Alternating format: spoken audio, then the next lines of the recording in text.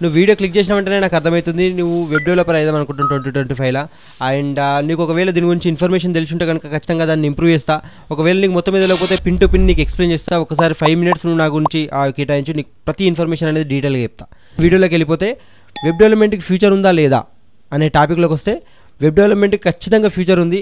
నువ్వు 2025 ఉన్నావు. ఈ క్వశ్చన్ నీకు మైండ్లోకి వచ్చే రాంగు. ఎందుకనంటే చిన్న బిజినెసెస్ నుంచి పెద్ద మల్టీనేషనల్ కంపెనీస్ వరకు ప్రతి దానికి ఒక యూనిక్ ఐడెంటిటీ అయింది ఒక వెబ్సైట్ అనేది. ఇంకా 2-3 సంవత్సరాలలో మనకు ఇండియాలో మనకు ఆధార్ కార్డు యూనిక్ ఐడెంటిటీ ఏ విధంగా అయిందో మనిషికి వెబ్సైట్ కూడా బిజినెస్ ఖచ్చితంగా ఒక ఐడెంటిటీ అవుతుంది.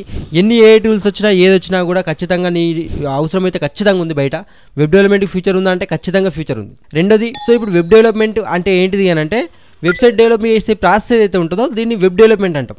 సింపుల్గా చెప్పాలంటే అంతకంటే పెద్ద విషయం ఏం లేదు. వెబ్సైట్ డెవలప్ చేసే వెబ్ డెవలప్మెంట్. దీంట్లో 2 సైడ్స్ ఉన్నాయి. ఒకటి ఫ్రంట్ ఎండ్, ఇంకోటి బ్యాక్ ఎండ్.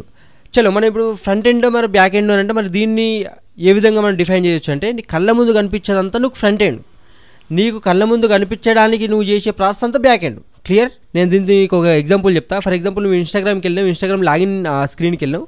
లాగిన్లో నీకు ఏదైతే ఇన్పుట్ ఫీల్డ్స్ కనిపిస్తావో, ఈమెయిల్ కానీ, నీకు పాస్వర్డ్ కానీ, బటన్ కానీ, ఇన్స్టాగ్రామ్ లోగో కానీ, ఇదంతా నీకు ఏదైతే కనిపిస్తుందో ఇది నీకు ఫ్రంట్ ఎండ్.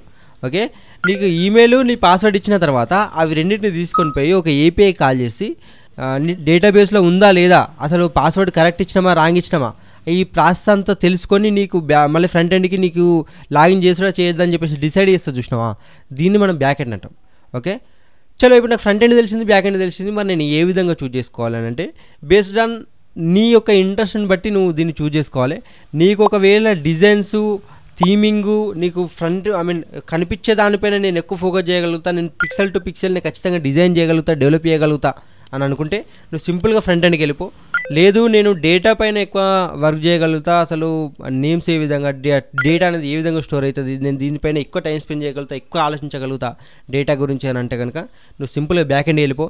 సో ఇప్పుడు నీకు ఫ్రంట్ ఎండ్ బ్యాక్ ఎండ్కి సంబంధించిన డిఫరెన్స్ తెలిసిపోయింది కాబట్టి, ఒకవేళ నువ్వు ఫ్రంట్ ఎండ్ తెలుసుకుంటే సింపుల్గా HTML, CSS, జావాస్క్రిప్ట్ నుంచి స్టార్ట్ చేయి. ఇవి నువ్వు ఎప్పుడైతే ప్రో అవుతావో దానిపైన ఒక వెబ్సైట్ అనేది బిల్డ్ చేయి. అది టు డూ లిస్ట్ కావచ్చు, క్యాల్కులేటర్ కావచ్చు, ఏదైనా కావచ్చు, అవి బిల్డ్ చేయి. బిల్డ్ చేసిన తర్వాత నువ్వు అడ్వాన్స్ లెవెల్కి వెళ్ళిపో. అడ్వాన్స్ లెవెల్లో నీకు angular JS, react JS, view JS ఇట్లా మనకు కొన్ని ఉంటాయి ఫ్రేమ్వర్క్స్. వీటితో నువ్వు అప్లికేషన్ డెవలప్మెంట్ పిచ్చగా డెవలప్ చేయొచ్చు. ఇన్స్టాగ్రామ్, ఫేస్బుక్, జొమాటో ఇట్లాంటి చాలా వెబ్సైట్లు నీకు రియాక్ట్ JS పైన బిల్డ్ చేసినాయి. సో ఒకవేళ నువ్వు అది నేర్చుకోవాలనుకుంటే అటు నుంచి నేర్చేసుకో. అండ్ ఒకవేళ నువ్వు బ్యాక్ ఎండ్ చూజ్ చేసుకుంటే నువ్వు దీనిపైన కెరీర్ ఏ విధంగా బిల్డ్ చేయొచ్చు అని అంటే, బ్యాక్ ఎండ్ చూజ్ చేసుకుంటే నువ్వు API కాల్స్ ఏంది, HTTP ఏంది, HTTPS ఏంది, API ఏ విధంగా డేటా తీసుకుంటుంది, గెట్ మెథడ్ ఏంది, పోస్ట్ మెథడ్ ఏంది, వీటన్నిటి గురించి తెలుసుకున్న తర్వాత నువ్వు అప్పుడు అడ్వాన్స్ లెవెల్లోకి వచ్చేసి దాంట్లో నీకు Node.js ఏంటి, MongoDB ఏంది, MySQL ఏంది, PHP ఏంది, వీటిపైన నువ్వు నేర్చుకో.